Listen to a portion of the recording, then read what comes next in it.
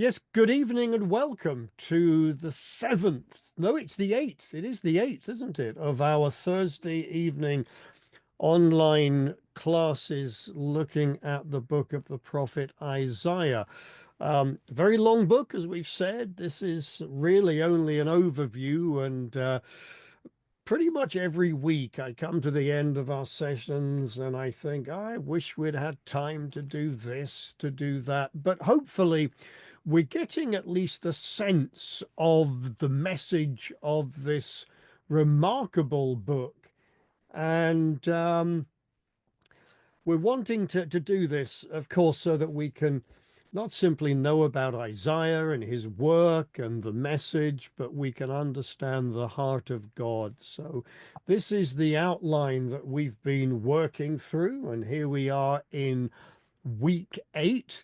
I've called it Play It Again, Hezekiah, and I'm sure we could have called it lots of other things. Now, I think it's helpful, particularly when dealing with such a large volume, such a varied volume as this, that I think it's helpful that we recap where we've been just to sort of keep on top of things. And in our last session, we considered the continued threat from Assyria over a fairly long section of text. We found words of judgment against Ephraim, that is the northern kingdom, and against Judah too. The prophet spoke against the religious leaders whom he portrayed as being arrogant and condescending, warning them of difficult lessons to be learned through the foreign tongues of their captors. Jerusalem was warned of imminent invasion. Assyria will lay siege, though God is going to deliver them from complete destruction. That's a message that the prophet has delivered previously in the book, and it's one that we'll see essentially being fulfilled in our session this evening. The people will not understand. They never did. But once it's all over, then they will learn, and they will learn to receive blessing from God. The words of God were there for all to hear, but the people refused to listen. Instead, they continued to practice their own religion whilst their hearts were far away from God. It always was a heart issue. There was really nothing wrong with their hearing, with their ears. It was a heart issue, and their hearts were turned far away from the Holy One of Israel. I imagine were we to have been there in the day of the prophet, we would have heard a lot of good words. We would have probably heard some of the religious people quoting book, chapter, and verse, just like they did in the days of Jesus. But just like in the days of Jesus, they were really pursuing their own ways, for their hearts were far away from God. Well, the prophet again warns the nation against an alliance with Egypt, but still they had taken no notice. They should have made an alliance with God, but they had chosen to reject him and to pursue alternative plans. I'm sure, I'm sure, I imagine that as they pursued their alliance with Egypt, they probably prayed to God and asked God to bless their plans. Yeah, but of course, their plans were not the plans of God. And so they had, in essence, regardless of their religious response, they had chosen to reject God and to pursue alliances elsewhere. The prophet said at the beginning of chapter 30 that Pharaoh's protection will be to your shame. Egypt's shade will bring you disgrace. Egypt were the do nothing, the prophet says. And and then later he will say, woe to those who go down to Egypt for help and rely on horses and trust in chariots because they are many and in horsemen because they are strong, but do not look to the Holy One of Israel or consult the Lord. It's always a big mistake, a big mistake to trust in the power of this world, whatever that power might be, when we ought to be simply trusting in the power and protection of the Holy One of Israel. But all along, in light of all that was said, God was only ever wanting to be gracious to his people. He had said, therefore, the Lord waits to be gracious to you. Therefore, he exalts himself to show mercy to you, for the God is a God of justice. Blessed are all those who wait for him. One of my favorite texts from the book. God's always eager to be on our side as soon as we decide to side with him. He really does long to be gracious with us. Well, following more words of assurance that all will be more than well, the prophet speaks against the Assyrian destroyers who would themselves be destroyed. Watch this space.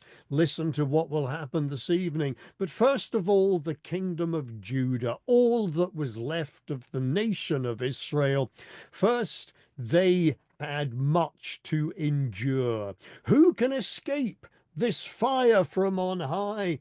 Only those who walk righteously and in justice. That is the message of the prophet. The whole section was a collection of prophecies of doom and promises of salvation, and we could only really do justice to these words by reading them and pondering over each text, looking for the hand of God at work among the affairs of mankind. So let me encourage you to do that. A little reminder before we move into this evening's text, a little reminder of the historical context. Again, it's pertinent for this session. Isaiah setting his vision within the reign of those four kings, Uzziah, Jotham, Ahaz, and Hezekiah. And notice again those kings. Remember their Sargon, remember Sennacherib, they'll come up today, along with a rather obscure Babylonian king. But hold on tight, he's not going to make an appearance until a little later on. But this session this evening deals with Hezekiah in a very personal fashion. The context is the impending destruction of Jerusalem by Sennacherib and the Assyrian army. And against this backdrop, there is an account of Hezekiah's illness and recovery, and a rather interesting a visit by a rather interesting envoy from Babylon. Well, here's our outline for this session. We're going to say something about the text, and then we'll look at the imminent siege of Jerusalem and its deliverance. That really covers chapters 36 and 37 as we have it here divided. Hezekiah's illness and recovery. We'll say a little bit about that and a little bit about the visit of these envoys from Babylon. Before our time is concluded this evening, Lord willing, let's begin by saying something about the text. This section is an historical section, and this historical section of the book, there are parallel passages in Kings and also to a degree in Chronicles. It describes the blasphemous threats of the Assyrian king Sennacherib made against God and against the city of Jerusalem. Then there's Hezekiah's appeal to Isaiah who basically ridicules this insolent intruder.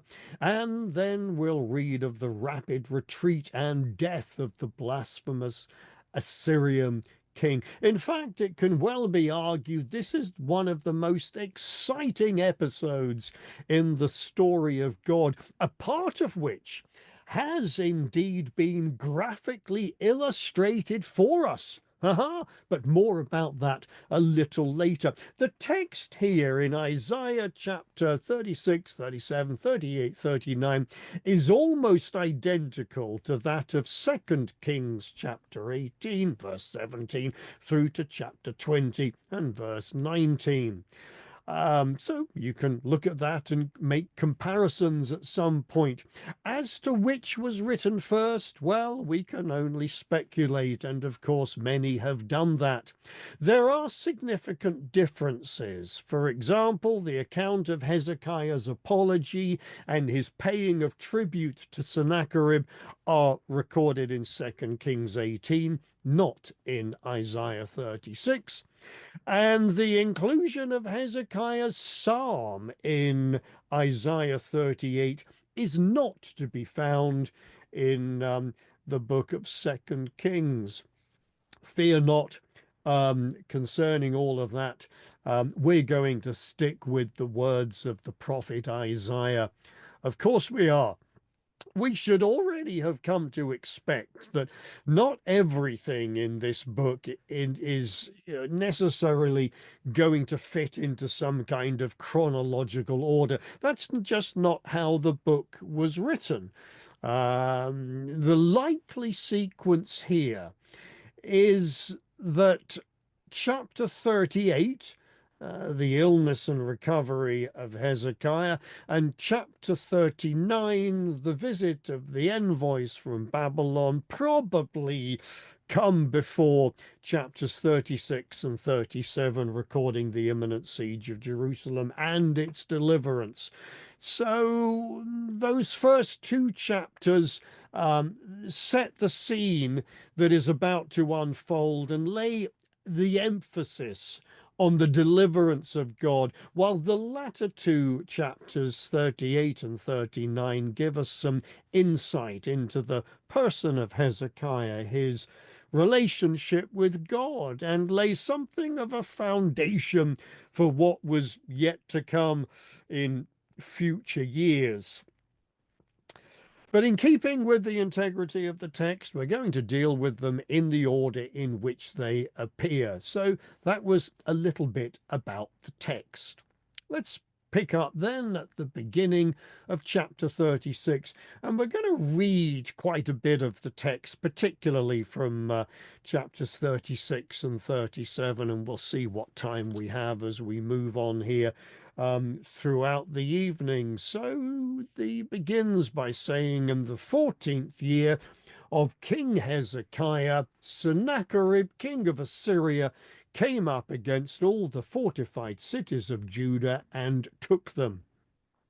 And the king of Assyria sent the Rabshakeh from Lachish to King Hezekiah at Jerusalem with a great army. And he stood by the conduit of the upper pool on the highway to the washer's field.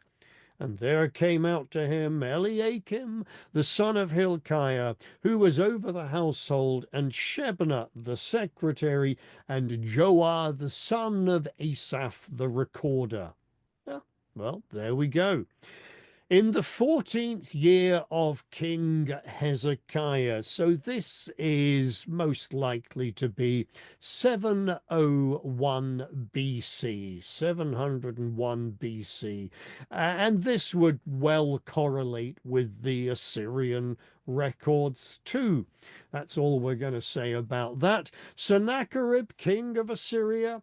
He was, you may remember, the son of Sargon II, probably the grandson of Tiglath-Pileser III. Well, by now these are household names in your household, are they not? Sennacherib was a cruel but capable king. He wasn't the kind of chap that you would want to have afternoon tea with, but that could be said of pretty much all of the kings of Assyria. There we go. Well, we're told they came up against all the fortified cities of Judah and took them. Yep, that's all he says about it. I want to make a little diversion. Geographically, we're going to make a little diversion into the to the British Museum in London, where we find a document known as the Taylor Prism. There we go. That's a picture of it. It was discovered in Nineveh, what was the capital of Assyria. It was discovered there back in 1830 by a chap called Colonel Geoffrey Taylor. That's why we know it as the Taylor Prism.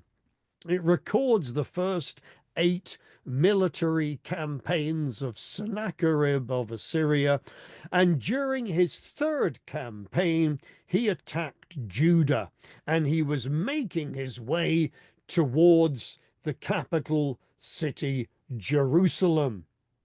Now, I want to read a little bit of this text, but because most of us probably do not read Akkadian cuneiform, I've translated it. Well, I haven't done so now. I shouldn't say that for one moment. A little bit of this has been translated. Well, it's all been translated into English. And here is a little excerpt of this from this document. This is what Sennacherib says. As to Hezekiah the Jew, he did not submit to my yoke. I laid siege to 46 of his strong cities, walled forts, and to the countless small villages in their vicinity, and conquered them by means of well-stamped earth ramps and battering rams brought thus near to the walls, combined with the attack by foot soldiers using mines, breaches, as well as sapper work. I drove out of them 200,150 people, young and old, male and female, horses, mules, donkeys, camels, big and small, cattle beyond counting, and considered them booty. Himself, that is, Hezekiah, I made a prisoner in Jerusalem, his royal residence, like a bird in a cage. Well, that is according to the records of King Sennacherib of Assyria. And a lot of that makes sense, apart from maybe the latter bit and the huge bit that he doesn't tell us, which Isaiah does tell us, which we will come across in just a little while. So we'll come back to some of that a little later.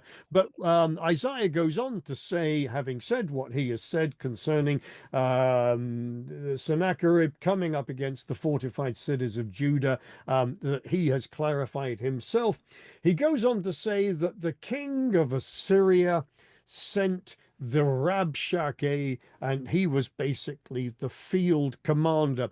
Now, the Rabshakeh, you can pronounce that in, well, pretty much whatever way you like, because you're not going to find an Assyrian who will not be happy with your pronunciation. Some people like to go the Rabshakeh, and some will go with the Rabshakeh and do with it whatever you want. He was, let's say, the field commander. This title had been given to those who were also known as the chief cupbearer or the vizier of these ancient kingdoms. It was probably quite similar to the role that was occupied over 1,000 years earlier by Joseph in the kingdom of Egypt. So this was a jolly important chap.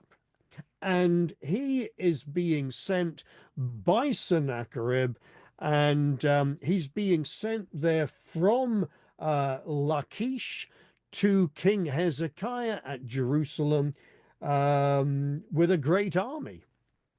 Now, we should say something about Lachish. Some of you might have tuned into, or you might have watched it on our YouTube channel, a Saturday evening lecture that we did on Lachish. And if not, you can find it there on the YouTube channel. But very briefly here, Lachish was the last Judean city to be destroyed by the Assyrians. Let's find a map. There is a map.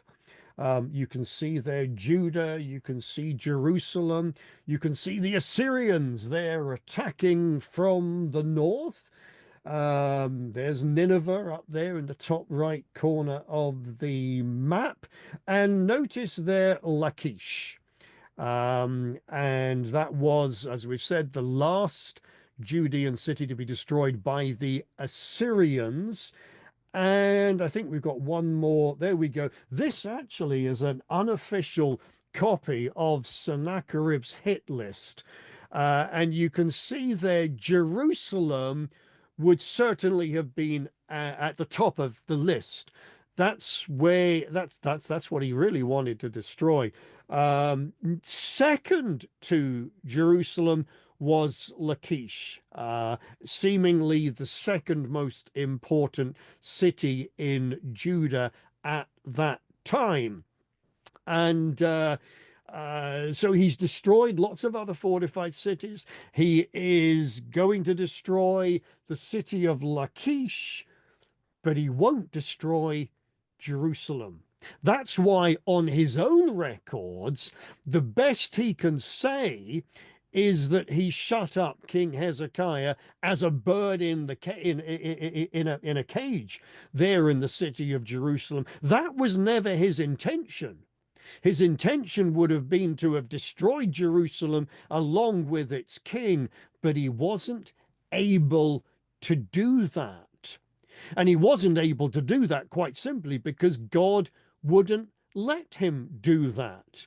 And we'll see that part of the plan of God unfolding in just a little moment. Let me show you what happens to Lachish. Again, we're going to pop back into the British Museum. Actually, John and I, and I don't know if there's any others present here this evening, maybe not, but we plan to be there this coming Saturday.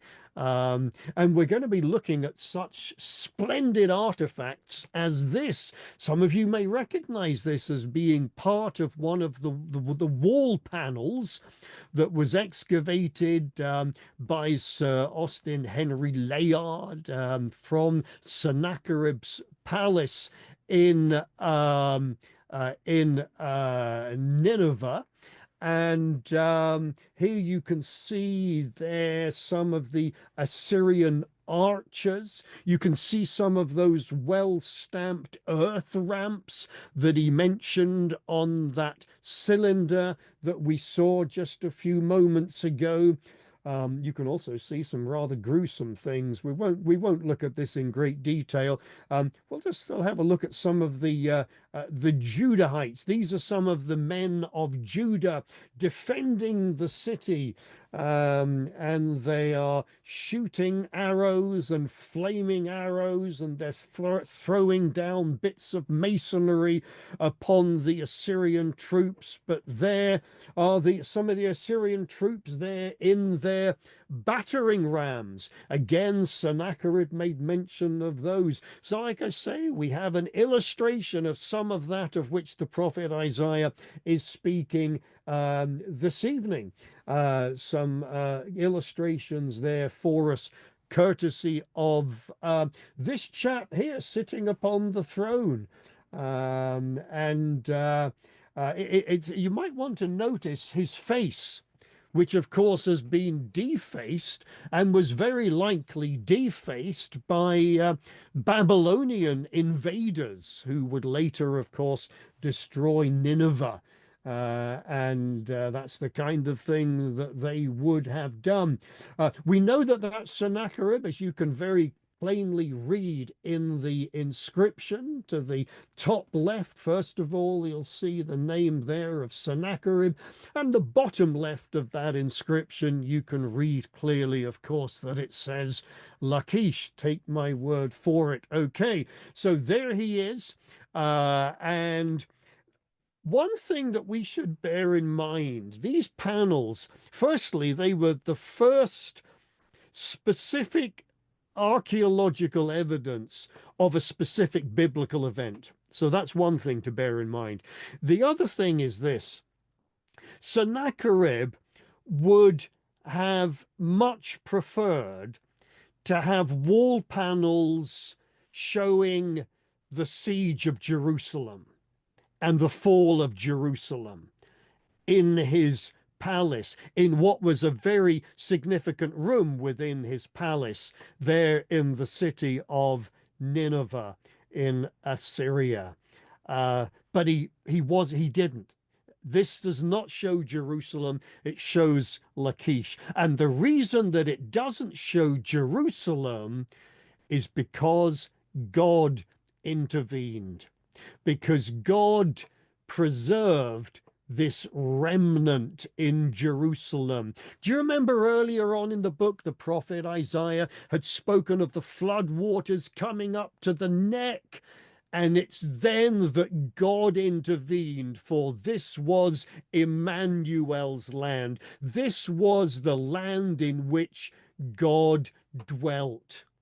And so these panels not only illustrate an historical event recorded on a number of occasions in the pages of Scripture, but they also illustrate the faithfulness and the power of God in preserving his people and the city of Jerusalem. Well, we could say so much more about that. We need to read on through the text. Goodness gracious me. So here we go. The prophet continues by saying that the Rabshakeh said to him, "Say to Hezekiah, thus says the great king, the king of Assyria, on what do you rest this trust of yours? Do you think that mere words are strategy and power for war? In whom do you now trust that you have rebelled against me? Behold, you are trusting in Egypt, that broken reed of a staff which will pierce the hand of any man who leans on it. Such is Pharaoh, king of Egypt, to all who trust in him. Oh, but if you say to me, we trust in the Lord our God, in Yahweh our God, is it not he whose high places and altars Hezekiah has removed, saying to Judah and Jerusalem, you shall worship before this altar? Come now, make a wager with my master, the king of Assyria. I'll give you 2,000 horses if you are able on your part to set riders on them. How can you then, how then can you repulse a single captain among the least of my master's servants when you trust in Egypt for chariots and for horsemen? Moreover, is it without the Lord that I have come up against this land to destroy it? The Lord Yahweh said to me, go up against this land and destroy it. Now, I don't know whether you have ever witnessed international diplomacy taking place on the world stage. Maybe some of you have, but this here is a classic example of international diplomacy in the ancient world. A number of things that are worthwhile noting here. This official never refers to Hezekiah as king. He speaks of Sennacherib as the great king, the king of Assyria. He speaks in the language of the people. And he does this so that the officials of Judah cannot misrepresent what has been said to them by their enemies. I don't know whether you've heard of, politicians spinning the truth a little bit and, maybe saying things that are not completely true. Sorry, it's difficult to keep a straight face, isn't it? But here's the deal. This fella is going to speak in the language that not only the officials but all the people of Judah will understand. The officials of Judah will not have opportunity to reinterpret his words, as it were. And so, speaking in the language of the people, he's doing so in order that the people might be tempted to surrender to the Assyrians, against whom their leaders have rebelled. And he further entices the people with significant military equipment, saying, "Come now, make a wager with my master, the king of Assyria. I will give you 2,000 horses if you are able on your part to set riders on them." He knows of the strategy of Hezekiah to appeal to the Egyptians for help. I mean, this was a ridiculous plan, as the prophet Isaiah had already made clear. You know, God had spoken of Egypt as the do nothing. Assyria here describes Egypt as that broken reed of a staff which will pierce the hand of any man who leans on it. And he anticipates the official stance of Judah that says, "We trust in Yahweh our God." And then he ridicules Hezekiah for what they see as his narrow view of Yahweh, claiming that Hezekiah has acted against Yahweh by tearing down the altars of idolatry, claiming that it is and then going on to claim that it is Yahweh who has sent Sennacherib to go up against the land and destroy it. He is a master of diplomacy. He really knows how to get across this message, how to persuade the people to give in to the might and the power of Assyria. Ironically, we might say that he's correct in saying that Yahweh has sent Sennacherib to go up against the land and destroy it. But of course, he doesn't know that. He doesn't, he's just simply claiming this in order to confuse, in order to mislead those of Judah. Well, we're told that then Eliakim, Shebna, this Shebna is most likely the one who had been the royal steward, who seems now to have been demoted. Eliakim, Shebna, and Joah says to the Rabshakeh, "Look, please speak to your servants in Aramaic, for we understand it. Do not speak to us in the language of Judah within the hearing of the people who are on the wall." The Rabshakeh says, "Has my master sent me to speak these words to your master and to you, and not to the men sitting on the wall who are doomed with you to eat their own dung and drink their own urine?" I hope nobody's eating at the moment. You know, this would all be rather amusing if it wasn't so terribly tragic. It's very clear who sees themselves as being in charge of the situation, and it certainly is not the leaders of Judah. Well, then the Rabshakeh stood and called out in a loud voice in the language of Judah. You know, he's not playing any of these games. He wants everybody to understand. he calls out in a loud voice, "Hear the words of the great king, the king of Assyria. Thus says the king, do not let Hezekiah deceive you, for he will not be able to deliver you.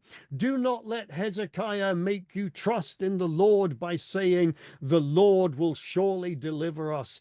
This city will not be given into the hand of the king of Assyria."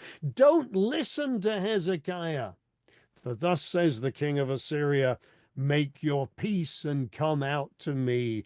Then each one of you will eat of his own vine, each one of his own fig tree. Each one of you will drink the water of his own cistern until I come and take you away to a land like your own land, a land of grain and wine, a land of bread and vineyards. Beware lest Hezekiah mislead you by saying, the Lord will deliver us. Has any of the gods of the nations delivered his land out of the hand of the king of Assyria? Where are the gods of Hamath and Arpad? Where are the gods of Sepharvaim? Have they delivered Samaria out of my hand? Who among the gods of these lands have delivered their lands out of my hand, that the Lord should deliver Jerusalem out of my hand? So the Rabshakeh decides to taunt them for a second time. I mean, he knows exactly what he is doing. He is a real master of diplomacy. I mean, this is your Lord Horhu. This is this is trying to get under the skin of the men of Judah. It's trying to make them doubt what they believe to be true.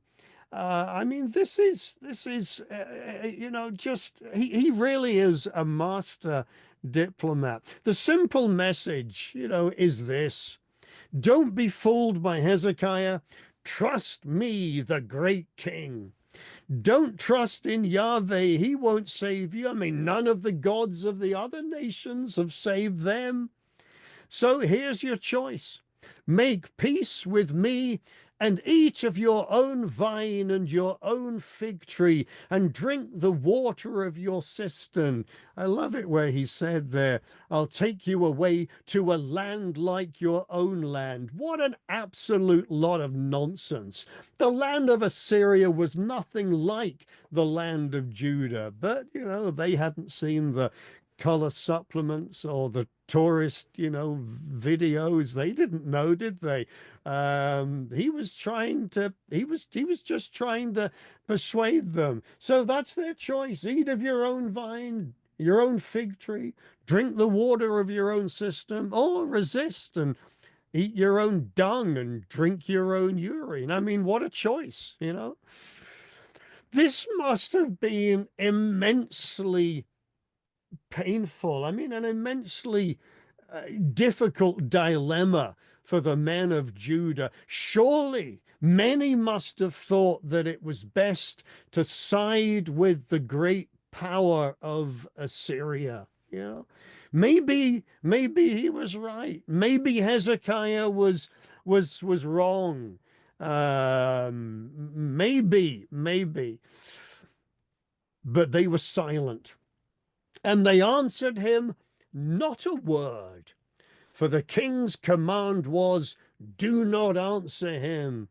Then Eliakim and son of Hilkiah, who was over the household, Shebna, Joah, the son of they came to Hezekiah with their clothes torn, told him the words of the Rabshakeh. Well, as soon as Hezekiah heard it, he tore his clothes, covered himself with sackcloth, went into the house of the Lord, and he sent Eliakim, who was over the household, and Shebna, and the senior priests, all covered with sackcloth, to the prophet Isaiah, the son of Amoz.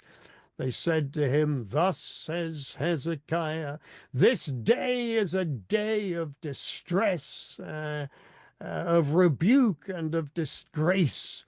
Children have come to the point of birth, and There's no strength to bring them forth. It may be that the Lord your God will hear the words of the Rabshakeh, whom his master, the king of Assyria, has sent to mock the living God, and will rebuke the words that the Lord your God has heard. Therefore, lift up your prayer for the remnant that is left. Yeah, this report, it brought to the king, who has similarly torn his clothes. There he is, covering himself in sackcloth, entering the house of the Lord, instructing his officials, along with the senior priests, all covered in sackcloth, to bring a message to Ai. They are clearly severely distraught. They are terrified by the words of the Assyrians. And the words of the king are most graphic. They portray a man who is thoroughly broken.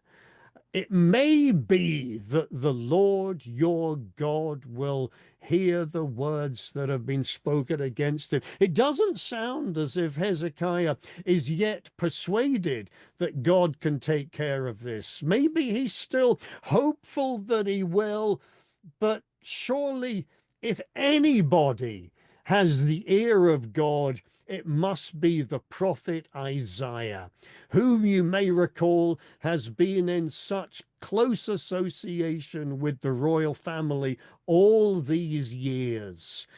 And he speaks of the remnant that is left. It does all sound rather desperate. He must feel as if it's all but over for Judah. He's seen all of his fortified cities destroyed, and it seems as if it'll only be a short moment before Jerusalem is added to Assyria's list of conquered cities. Well, when the servants of Hezekiah came to Isaiah, he said to them, "Say to your master, thus says the Lord, thus says Yahweh, do not be afraid because of the words that you've heard, with which the young men of the king of Assyria have reviled me."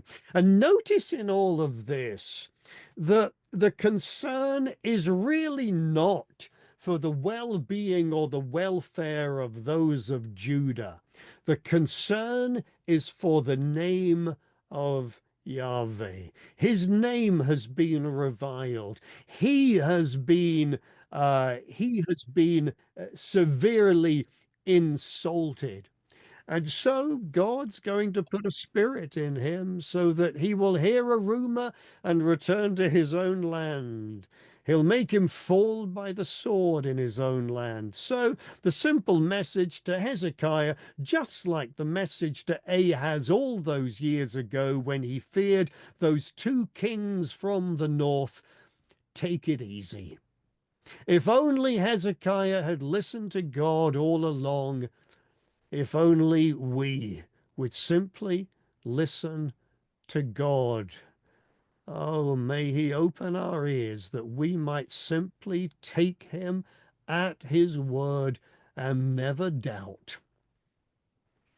Well, the Rabshakeh returns and he finds the king of Assyria fighting against Libnah. To cut a long story short, it would appear that Lachish has been destroyed by this point.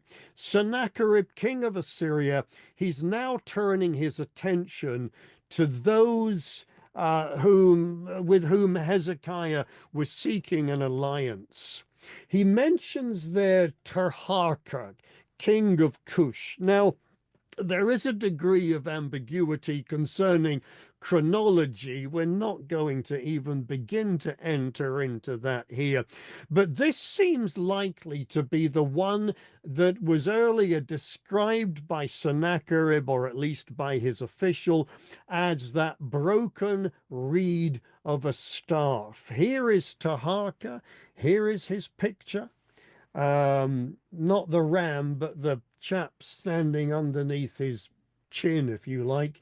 There again, from the Egyptian sculpture gallery there in the British Museum. There's Tirhakah.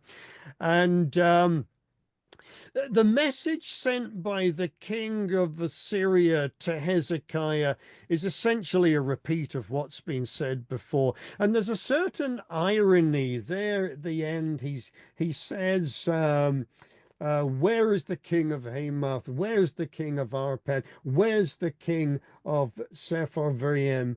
Where's the king of Hena or the king of Iva? Where are these kings? It seems like they've all been destroyed. Of course, when it comes to Hezekiah, the irony is he would know exactly where he remained, as he put it in his own words, like a bird in a cage, um, in the city of Jerusalem. Well, Hezekiah receives this letter from the hand of the messengers, and he read it. He goes up to the house of the Lord, he spreads it before the Lord, and he prays to him, "O Lord of hosts, God of Israel, enthroned above the cherubim, you are the God, you alone of all of the kingdoms of the earth. You've made heaven and earth. It's his creative work that makes him to be sovereign over all." He says, "Incline your ear, hear, open your eyes, see, hear what Sennacherib, hear all the words of Sennacherib, which he has sent to mock the living God. Truly, O Lord, the kings of Assyria have laid waste all the nations in their lands. They've cast their gods into the fire, for they were no gods, but the work of men's hands, wood and stone. Therefore they were destroyed. So now, O Lord, our God, you know, the only true God, he's implying, save us from his hand, that all the kingdoms of the earth may know that you alone are Yahweh. You are alone are the God of all heaven and all earth." And that's what it's always been all about. It was never all about, Hezekiah or Ahaz or the people of Judah. It was never all about Israel. It was always only all about God. So the earth, all the kingdoms of the earth, may know that you alone are the Lord. And this is why he will deliver his people from Sennacherib. Well, the remainder of chapter 37, the prophet delivers a most descriptive message from God, assuring Hezekiah that Sennacherib, the king of Assyria, would indeed fall. He has been most arrogant in despising God, in despising the city of God there, Jerusalem. He has mocked and reviled God, and spoken against the Holy One of Israel. His servants have mocked the Lord, and he's insisted that basically nothing was going to stop him from pursuing his purposes.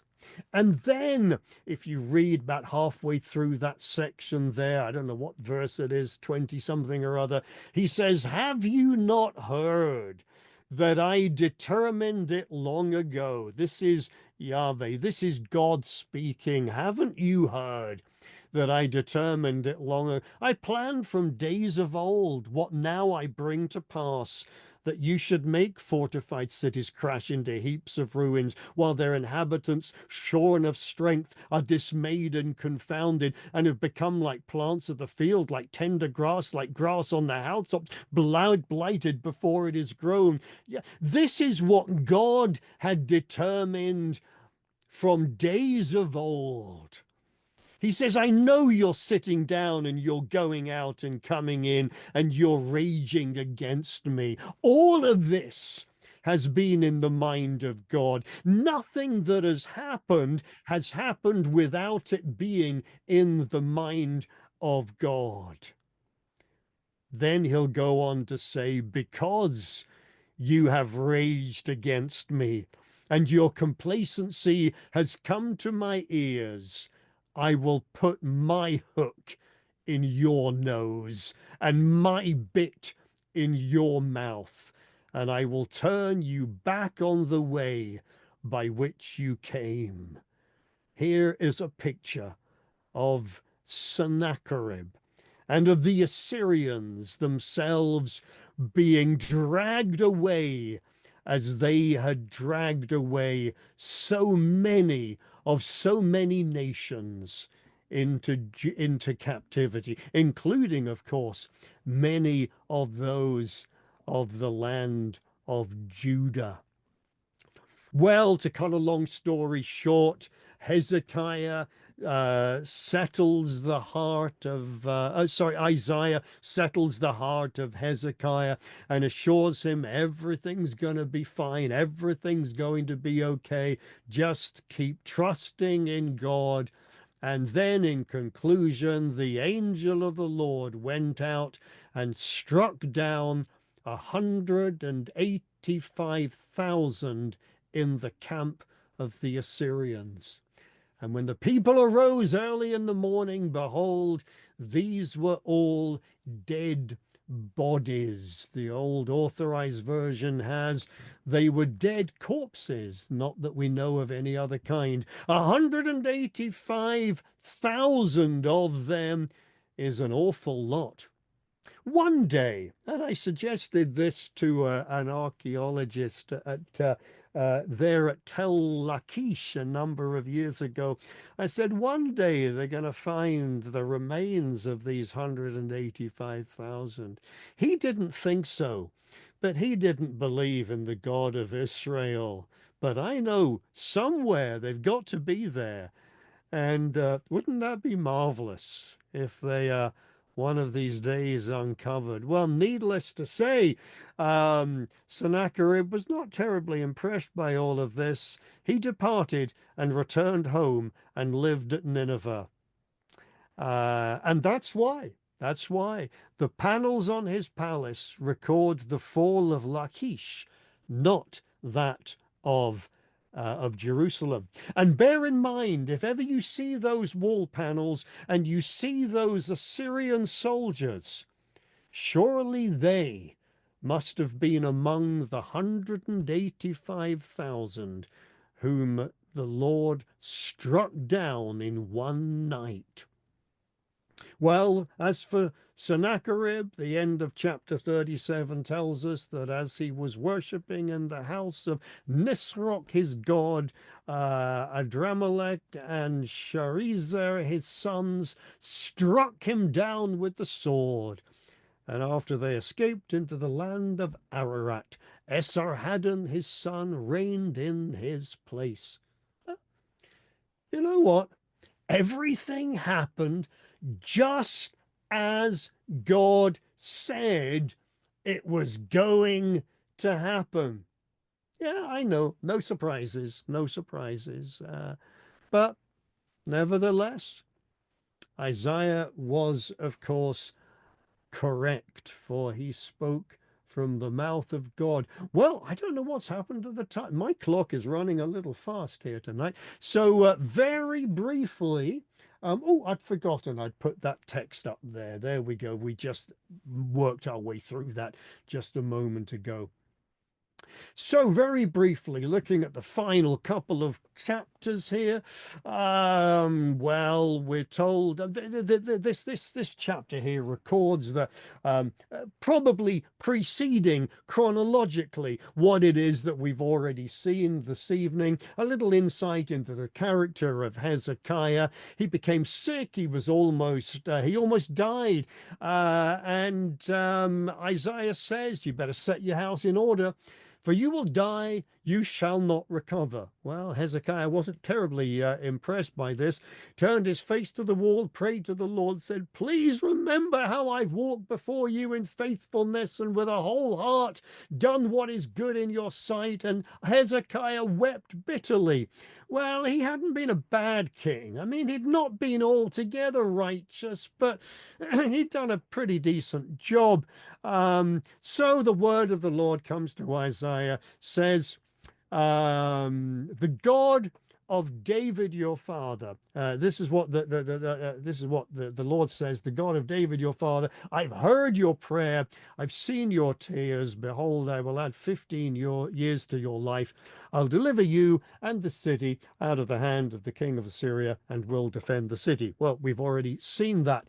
So notice that he speaks of Yahweh as the God of David, your father. It was for the sake of David and the covenant that he had made with him that Hezekiah would be spared. And more than that, he was going to be given a sign. Exactly how the sign worked out or how it happened or whatever else, well, I'll leave you to speculate on that. The rest of the chapter records the words of a song or a psalm written by Hezekiah following his recovery from sickness. And I suggest that maybe before you retire tonight, you might want to sing that to yourself. Well, the final chapter in this little section here this evening, chapter 39, records the visit of Merodach Baladan. Merodach Baladan, the son of Baladan, king of Babylon, had been irritating Assyria for quite a considerable period. He had led a revolt against Assyria during the reign of King Sargon II. Finally, he drives him out. When Sargon dies, Merodach Baladan revolts once more, and it was likely during one of these periods that he had visited King Hezekiah in Judah, possibly attempting to ally with him against the Assyrians. Well, Hezekiah does something rather foolish. Basically, he shows to Merodach Baladan all of his treasures. You know, when you have a stranger come into your house, you like to show them all of your valuables? Of course not. Hezekiah really shouldn't have done what he did, and Isaiah told him just as much in the second part of chapter 39. Basically, he says, hear the word of the Lord of hosts. The days are coming when all that is in your house and that which your fathers have stored up to this day shall be carried to Babylon. Yep. Hezekiah showed Merodach Baladan a preview of all that could one day be theirs once Babylon rises to world empire status. He says, nothing shall be left. And some of your own sons who will come from you, whom your father shall be, but let me start that one again. Nothing shall be left, says the Lord. Some of your own sons who will come from you, whom you will father, shall be taken away, and they shall be eunuchs in the palace of the king of Babylon. And what a sad statement from Hezekiah to Isaiah. The word of the Lord you have spoken is good, for he thought, there will be peace and security in my days. Isn't that terrible? I wish he hadn't said that. I mean, what a terrible thing to say. You know, your descendants are going to suffer because of what you have done today. And Hezekiah says, oh, phew, at least I'm going to be okay. I mean, what a terrible thing to say. But he was foolish for doing what he had done, for showing Merodach Baladan all of his treasures, for now they knew what lay in the storehouses of Jerusalem. And one day, of course, as you well know, Babylon will, once they have got rid of the Assyrians, they will rise to world domination, and they will indeed bring down Jerusalem and Judah and all that is within it. Well, that was a little bit of a flying um, uh, journey through those last couple of chapters. They pretty much speak for themselves. And that brings us to the end of this evening's session. Thank you again for being with us.